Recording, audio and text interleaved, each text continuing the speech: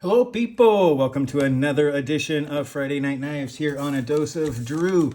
Tonight we are looking at the Sig Sauer K320 made by Hogue in the USA in S30V. This particular one is a KnifeCenter.com exclusive in the FRN scales and the non-coated blade. So and I honestly, as far as I know, the drop points are actually sold out in this style, and this is the cheapest of them. But the Tantos are still available. They're, I believe, just under somewhere between $135 and $150, depending on the time. And when I've gone and looked, it has had some definitely some differences as the days go by, but it is without a doubt the least expensive one of the K320 versions is this non-coated FRN handle.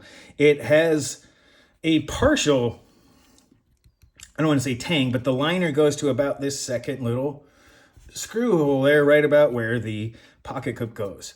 Ergos Are Fantastic. Let's do a couple of measurement things here. It is a 3.5 inch blade right from the tip.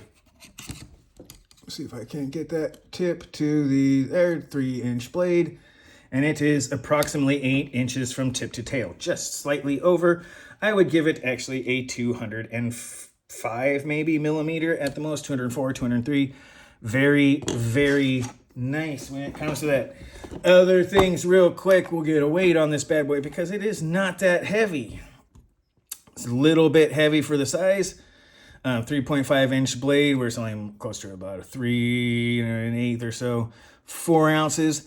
Lots of contour. It is solid. There is no, let's see if I can even get in there. There is no lightening on the inside. They keep, even though it's a partial tang, they keep it solid and the strength high for that.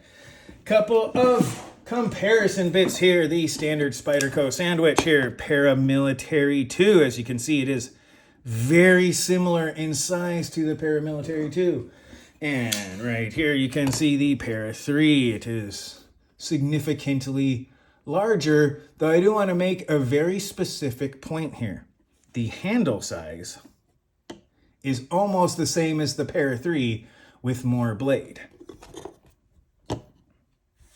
And the Para 2. This is an interesting bit because where the Paramilitary 2 has this beak and your finger has to roll over it, a Sig Sauer has this little pinky rest here, so you don't have that little curve in.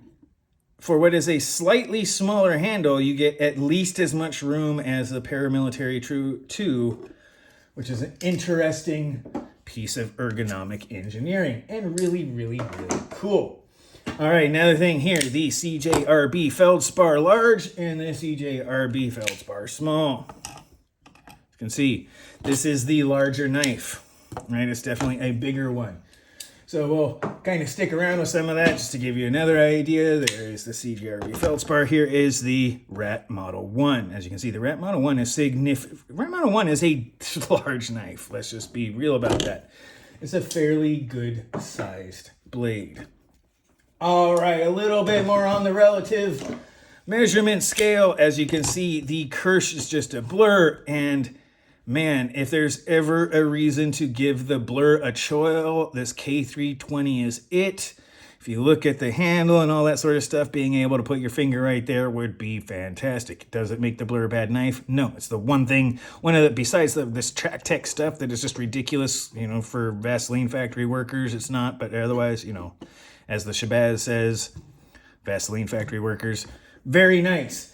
And of course, not just any leak, but a random leak. As you can see, significantly larger than the leak. And a couple more here. With the bug out, significantly larger, as you can see. And the CDV Elementum, significantly larger in many ways. But if you look at the hand space on this one, it's more compact than you would like to believe. And as you can see, my Wiener is bigger. There we go. All right, so that out. Let's go through some of this stuff. The design on this, a couple of things on this. The design is very, very ergonomic. These contoured FRN handles are echoed by the G10 carbon fiber and other handles and models. By the way, these go up well into the $200 range with carbon fiber, 20 CV, and other stuff. This is a CPM S30V blade, which is honestly, with the advent of so many diamond sharpening systems, S30V has quickly and easily become one of my absolute favorite knife steels.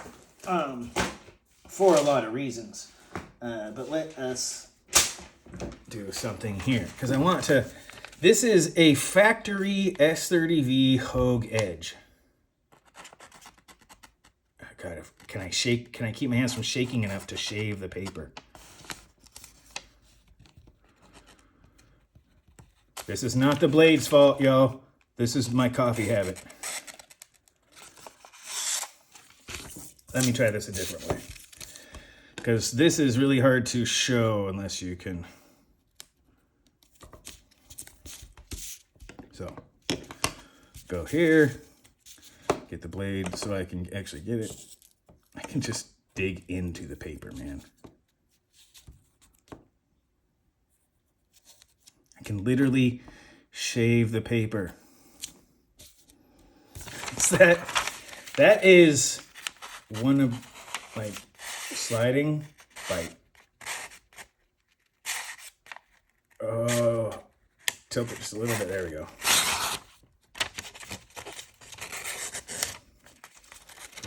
It is every part of the blade, every single part.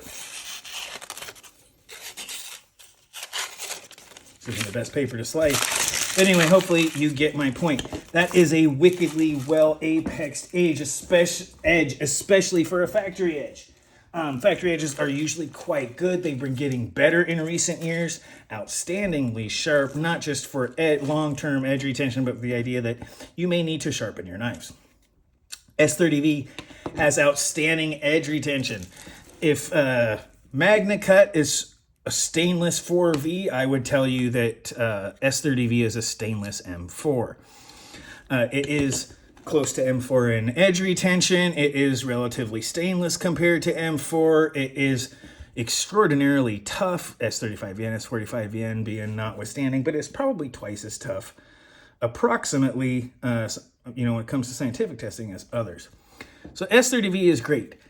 The aesthetics of this design, I like. The Tanto has a bit of a curve, and for some people that's better. I like the aesthetics, and the fact that the aesthetics increase the usability of the knife. This swedge is perfect. In fact, one of the reasons, besides I like the drop point has a slightly higher primary bevel. The primary bevel goes up above the pivot, and if you look at the Tanto is just slightly below. So you're talking about maybe 1/8 of an inch or 3/16 of an inch difference in the height, but that changes the geometry of that primary bevel, which makes the drop point just a little bit more slicey. The geometry just does that. The swedge is great. It doesn't go all the way back, but one of the best things about that swedge is, boom, for me, it's right about where my finger goes when I'm like this. If I'm trying to do point stuff and I'm trying to really make sure I got it and I'm pointing down at where I'm using the knife, it goes right there, right to the swedge. So that's fantastic, right? Also the choke up, right? The choke up on the choil and all that sort of stuff, fantastic. Pinch grip. As many people say, or as I like to say, the foil or short sword grip. It's definitely nice. And this gives you lots of point control. You can come way down on it if you need to get a chop on. Saber grip, absolutely fantastic in anything. This is definitely its forte in the ergonomics, but it doesn't really give a lot of up to the rest. And man, that drop point blade is tall. I'll come back to the one of the things about the blade itself is as tall as any of the Spydercos, and the grind is maybe 3/4 or close to it as the full flat grind. Slightly thinner blade stock, very, very, very slicey. very, very, very, very, very, very, very, very slicey, which is a good thing. Let me see if I can get another one here. That would be a good, just to give you an idea. Here is the Benchmade Freak, Super Freak as they often call it. It has a shorter primary bevel than the K320. Very slicey knife on a big blade all by itself. Similar bits. If you're wondering what the color is on there, don't worry about it. Someone colored my knife with a Sharpie. We'll just leave the story at that. Anyway, so here we go. So in the mechanics, the Hogue Able Lock is great. This little cutout could have been better. It definitely could have had like a little bit more to it to really give you a little bit more space, but there is just enough room to, well, if I'm not doing it where the camera can see, but let me see if I can. There we go. So yeah, there's that. You can, of course, slow roll it with that. It is definitely enough traction to go slow. And then there is the Able Lock. You can always wrist flick the Able Lock. Right, so it's definitely there. It's a good thing. Being able to, I know a lot of people think of it as a tactical bit. Here's the only thing I care about. If I'm doing something and I need to hold it in place and then cut it, I can pull out my knife. Open my knife, do the work, close my knife, never put my other hand in danger, never have to stop what I'm doing, and never have to change my task in order to get something done. That's a tool. Yes, it can be used as a weapon. So can a hammer, right? War hammers are a real thing. So yeah, it's a tool for me, and I think for a lot of other people. I'm sure there's a lot of people who love tactical. I like a relatively light knife that's got good contouring, relative smoothness. They take the time to grind out a spot in this extra grippy stuff for the pocket clip. And that's where I'm going to get into some of the nice parts, because the mechanics are great, right? The Able Lock, it's hard to say anything bad. It's smooth out the box. This is ungreased. I haven't even taken this apart. I have used the crap out of this. Believe it or not, I'm not usually a big knife person, but this is awesome. And quite honestly, in fact, if I were to compare anything, I would say it would be in a way similar to the large Doug Ritter, which I don't have. But I actually like this one probably better, to be perfectly honest with you. I would consider the carbon fiber version of this one, but it's in 20 CV, which is it has high edge retention, has decent toughness, and it has great polishability as well as corrosion resistance. It doesn't make it my favorite steel. Technically, in most scientific tests, and I'm not trying to in any way take away from the legitimacy of it, but in a lot of scientific tests, yes, it has better 20 CV, M390, all that stuff has better corrosion resistance and better edge retention while less toughness than S30V. However, considering it's probably maybe at best a 20% difference, in edge retention, the corrosion resistance isn't a big deal for me where I live, the environments I use my knife in, or the things they're exposed to, the excess in corrosion resistance isn't something I need. I can use D2 and M4 quite often, or K390 on the steel and use it. So the S30V actually makes sense to me. The tougher steel matters to me. I like to be able to sharpen out a roll more than a chip. So yeah, there's that. And there's, man, look at that secondary bevel. Let me see if I can even look at that secondary bevel. It is thin down here where it's highest and gets thick up here where the primary bevel is smallest and thinnest. That is exactly what it should do. That is exactly what a secondary bevel that is following the contours of the knife should do. Now, we want to take a look at, let's see if I can even show it on the camera. See if it'll show it from here. Probably not. But we'll take another quick look at something real quick. Look at that secondary bevel. See that side? See that side? That side is shorter. That side is longer. That is an uneven secondary bevel at the tip. That's what that means, right? There's a different angle on one side than the other. That's it. So if there's a complaint on the edge, my only complaint is that the secondary bevel is probably maybe 0.5 millimeter at most, 0.5 millimeter out of even. That's my biggest complaint right now. Pocket clip is one of the best I have ever seen. A lot of people won't understand the louvers. They're like, oh man, it's like a 380Z or a Camaro from the 80s or a 300Z. No, here's the best part. One, they ground out the flat spot there. So it is where the pocket clip hits on both sides. It is a reversible one. It is actually a 4-position reversible. But where the pocket clip hits here, if it's up here, it'll hit down where there's no traction grip. But where it does, it's ground down. Not only that, but as you see these louvers, they allow you to pull straight back instead of having to squish down and put more pressure on that pocket clip. Because if you put more pressure on that pocket clip, well, guess what? If you put more pressure on it, it's going to hold down. More pressure means a higher coefficient of friction. A higher coefficient of friction means it's harder to pull out. It's harder to pull out means you're going to put more force into it. More force pulling on that fabric means you're going to tear up your pocket faster. So not only can you pull on this so that it kind of redirects your force to lift up the pocket clip, if you do it here, you can have the same effect. I can't quite get my fingernail under there to pull the pocket clip up, but it has the same. You pull right here, you're pulling straight back instead of pushing down and using your friction to pull it up. That makes this deep carry clip extraordinarily useful. This is fantastic. This bill is nice. It goes in.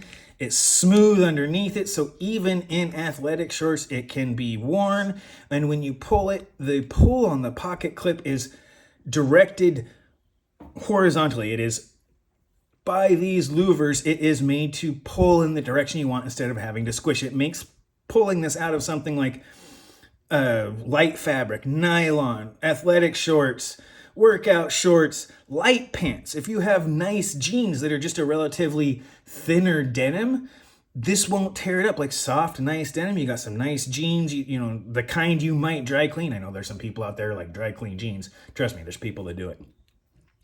But you know, the kind of jeans you might dry clean. Yeah, this won't tear them up. It's relatively, it's made in the USA. That is fantastic. And look, this is a Sig Sauer. It was definitely designed to go with their pistols. Made by Hogue. They do a great job. An absolutely fantastic job. And its intended purpose, I'm sure, was to be a companion or a tactical companion. But this drop point is a fantastic EDC blade. Relatively decent blade stock. I'll have to pull this out again because I like to, as everyone likes to know, I like to do the thing. It is, I would say it's 0.12. It looks like it's just in between the lines of an eighth, and it is just slightly over 3 millimeters. 1 millimeter being 0.3937 inches, for those who don't know. Yes. So, yeah, so 0.3937 inches. What is that? Or is that 10? Yeah, 0.03937. I was one order of magnitude off. 0.03937 inches. Just under 4 hundredths of an inch for 1 millimeter. So yeah, this one is probably about 0.12, just right around 3 millimeters, 0.12 approximately, or just maybe 0.118. Anyway, it's about a 3 millimeter blade stock that's been ground down, so it's a little bit under that. This is beautiful. It is there. Now, the other ones are close to a $200 price tag, where you get things like G10, carbon fiber, coatings on the blade. You can get them up in the 150, 160 range, where you have this, they call it nitron, I believe, this glass reinforced nylon. You can get those for around $135 to around $155, depending on the version. They're somewhere around there. In fact, as I double check,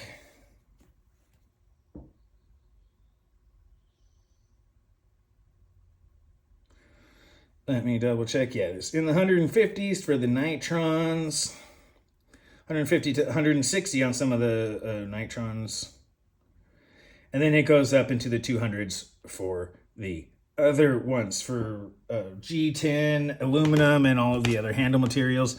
Starts to go up into the 200s, even for the carbon fiber. So yeah, it's not the most crazy value, things like coated, different, but it's not a bad value, right? This when I got this drop point, these were on sale for $135. I'm going to say it right, $135 for this much S30V, FRN handle and all that sort of stuff is approximately the price of a bug out. This is a great value in that sense. There's still Tanto blades out there for around 140 bucks. You can get some of these for around the price of a Benchmade bug out. I love the bug out and all that sort of stuff, but man, you get quite a bit of knife. Is it thinner? No. It's a little bit higher on the grind, but it's a thicker blade. There's all sorts of stuff. It's super slicey. But if you're someone who likes larger, more substantial knives, or you just have larger hands and you're like, the bug out feels like a toy, this knife doesn't. This knife is substantial, it's heavy. It still has only a partial tang, but it goes at least to this second bolt here, so you have a lot of leverage on here. No play, just for anyone who wants to know. There's no play. There's no side to side. There's no, the pivot. Okay, let me talk about the pivot lash for a second. There is pivot lash. Is there enough to notice? No, but I'm going to tell you right now, there is flex to that. What does that mean? It means there's something like 1/100 of an inch in there for play. So you can put oil and stuff and so that this thing moves instead of being so tight that the friction keeps it from moving. What does that mean? I don't know. Can you tell 1/100 of an inch by touch? That's what it means. Cost to value though, fantastic. Basically, it's really hard not to keep a blade centered that's on an axis lock. This one is a little bit off, but let me just see if I can't. Oh yeah, there we go. We're centered. One thing I will say though, if you look at that real close, let me see if I can't get the tip in focus. It does give you a little bit of an insight onto the unevenness of the grind on the tip. Anyway, so cost to value on some of these versions is better than others, but it really depends on how you feel. If you're like 190 bucks, if you're $60 more for an aluminum handle and a coated blade is great value to you, then pretty much all of them are. The M390 or 20 CV and carbon fiber handle at around 200 bucks. That's actually a great deal for anyone who's ever had to do it. Like, you can get inlays and all sorts of stuff for the 200 bucks. You can get partially serrated, right? There's all sorts of things that go with it. I'm sorry, let me correct myself. The carbon fiber is around 300 bucks for these. So yeah, the carbon fiber and 20 CV is around 300 bucks, which is still a beautiful knife. It really, really is. It's still an absolutely beautiful knife. But yeah, that, honestly, the ones that they have on sale, they have the FRN and the S30V are approximately half the price of the 20 CV and carbon fiber. I love carbon fiber in my Carta. It ain't worth a whole nother knife for me. Buying two of these instead of one carbon fiber, the usability ratio on the usability score on the cost of value ratio just doesn't make sense on that one unless you just, like, I love carbon fiber. It is so freaking cool. I love the K320s and all that stuff. Is it worth extra money? No. That's a personal thing, right? Is it worth it to me is a whole different story. Come on, get in focus. There we go, homie. All right, is it worth it to me is a whole nother question, right? But is it worth it on there? It might be to you, but generally speaking, if you can buy two of these knives and one of the other one, you have two knives to one. That's a hard cost to value ratio to uphold and justify unless you have the money to spend or just use because it's that valuable to you. But on a general overall sense, no, it's not very, very, very cost effective on the higher end parts. But that's why they're higher end. You pay extra. The ROI for usage isn't there, but the ROI for what you like might be. So cost of value is hard when we start getting into the higher end because it is really, really, really hard to justify $130 over $60. Yes, you might like it or anything like that, but most people don't need anything more than that. Oh, you don't? Oh, my goodness, I don't know. I don't want anything that, I don't want it that small. Okay, so yeah, $60. I can buy 2 of these for 1 of these, right? So the cost of value is definitely out there. However, I did not, I expected this to be far more oriented to a tactical thing and less to an EDC. That was an expectation I had. So I'm like, I'll try it because it's, number one, it's Hogue. They do a good job. I knew, or I had a really good idea. I didn't know, but I had a pretty good notion that being a Hogue product, it would be at least made well. I knew that Hogue did a good job. It's like buying a Spyderco or a Benchmade. You may not like the design, but you know it's going to be made well, right? They do a good job.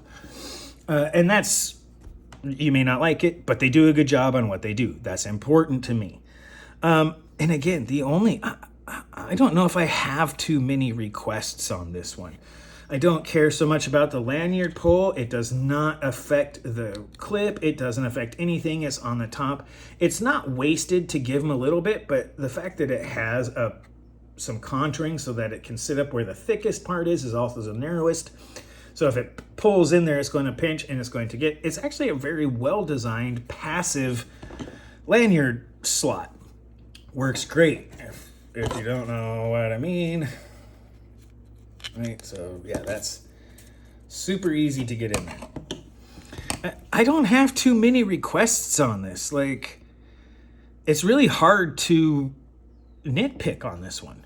My biggest nitpick is the secondary bevel. For the price, it's really, really good. The lock works great. It is, yeah, it's FRN, but in a partial tang, but there's no extra weight reduction or strength reduction. There's no skeletonizing. There's no, only putting where it is, where the stuff is. There's no cross bracing. It's all just a solid piece. Very well designed aesthetically, right? The looks are good. The design, ergonomics are fantastic. If your hands are a little bigger, you're just going to be doing a little bit of pinky support there, and you can always choke up for a little bit of extra control. If you really, really, really need to get down in there and you can get the gorilla grip if you have to, right? You need some finesse. You need to come back this way. The overhand grip is nice. You need to score stuff. This kind of, I don't know, the claw, looking for a better name, but going up there and doing the, pointing to what you do, absolutely fantastic. Mechanics, as good as anything out there. It's in the top class of action at the very least. There's nothing to complain about. You might complain about the way they do the mechanism, but the mechanism itself is absolutely fantastic and works great.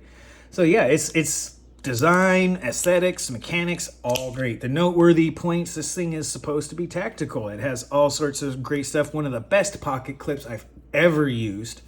And they take attention to detail, like taking little spots out on here for the pocket clip that match the pocket clip footprint. I'm going to tell you right now, one of the first things I had to do on the Ritter Hogue was file down where this pocket clip hits, so that I could put it in my pocket and take it out and was on and actually wear it. So yeah, there's that. The intended purpose, I really took it to be tactical. I took it to be something you would buy to go along with your Sig Sauer pistol, right? To match it up. And it turns out I was wrong. They might market it that way, but this is an EDC knife. This is an EDC blade, and it does EDC work fantastically. It is a great EDC, even if that's not its full intended purpose. It is fantastic. And the cost of value on the lower end is really, really good. You're talking Para 3 type, especially special edition Para 3s, Benchmade bug outs. It's right up there with some of the best American made stuff for its materials and what it is. It is competitive, and it's right up there with a fantastic design. And that really brings me to my expectations. I didn't expect as much out of this knife as it delivered. And maybe that was my own preconceived notions, which could have very well been, because I'm not a big tactical person. I did have some preconceived notions about what I thought this knife would be able to do. And it turns out this is just a really great EDC knife. I reached for this knife as part of my testing group more than I like to admit. It's relatively easy, it carries well, the balance point is right near the pivot, which gives it a great hand feel and makes it really nimble with just a couple of fingers. It is not a full tang. It could be a little lighter. It is not the most lightweight. It is 4 ounces and a 3.5-inch blade. So it is not the lightest thing, but it's not excess material. Yeah, they could have skeletonized a little bit, but if you're going to skeletonize it, may as well do a whole tank. So they don't skeletonize it, but they get rid of half of the material by not making it go all the way and a full width. So you can skeletonize it or just not. Either way, you use less material. That's the idea of skeletonizing. You take some of the material out. So yeah, fantastic. Hard to complain about the K320. Again, these cheaper drop points are out of stock as far as I know, and this cheaper uncoated version is a Knife Center exclusive, but many of the others do indeed have some of their own. The coated blades and all that sort of stuff are definitely out there. It is, I believe the next uncoated blade you have is the $300 20CV version. So yeah, if you don't like Cerakote blades, there's 140 or 300. That's how you know it's marketed for tactical, because of all the coatings and stuff. But I gotta tell you, if they would do just a little bit of EDC marketing, this thing is amazing. It is amazing. And you can find other colors. I believe even right now there's a gray one instead of the black, like a light gray type of thing that has a gray handle with black everything, blackout. I think that's about $160 or something. It was 150 or 160, something like that when I last checked. So you can really find quite a bit. And I want to give this one, I don't want to give it a full 5 stars, but it's really hard to find something to take away from it. The cost to value ratio isn't outstanding, but it's not bad. It's not a detriment. It's a good value. Everything about this on the damn nice scale is pretty darn good. So yeah, I'm loath to give 5 stars, because to me that would be a perfect knife. But it's really hard to pull anything away from it. A slightly uneven secondary bevel, that's a sharpening away from fixing. A nearly, I don't want to say perfect, but an outstanding factory edge. Best pocket clip, great ergonomics, extraordinary design that looks good, feels good in the hand, and works outstandingly well. Great action, great usage, an American company that has a well-earned reputation of making quality products, and they are up there with any of the other large knife manufacturers in their ability to do quality. Hard to go wrong, hard to say anything bad. And with that, I'm going to try and round this up, because this thing is a package piercer, a saran wrap slicer, a cardboard carver, and an envelope eviscerator extraordinaire. It is absolutely damn nice, and it is a 5-star EDC knife on this channel. This is a fantastic value, a great design that is well made. So I'm going to give it 5 stars. I'm going to have to take my own preconceived notion and say 5 stars is only perfect. It's not perfect, but it's really close. And for the value, this is a hard knife to say you shouldn't buy if you have the money. If you don't have $130 to spend on a knife, it's hard to explain that. But you can get, you're in a different market. If you do, look at one of these, because these are really, really cool. If you don't like uncoated, you may have to be stuck with a Tonto if you haven't already got one. But they're really cool. And that's going to bring this to a close. Again, damn nice. Sig Sauer K320, made by Hogue in the USA. CPM S30V, 5 stars. This is a great knife, highly recommendable. And that is the end of this video. So go ahead and take this, watch it twice, comment as much as you like, be mindful of side effects, remember to like and subscribe. This has been your dose of Drew, and I am said Drew, and you guys have a great rest of your night.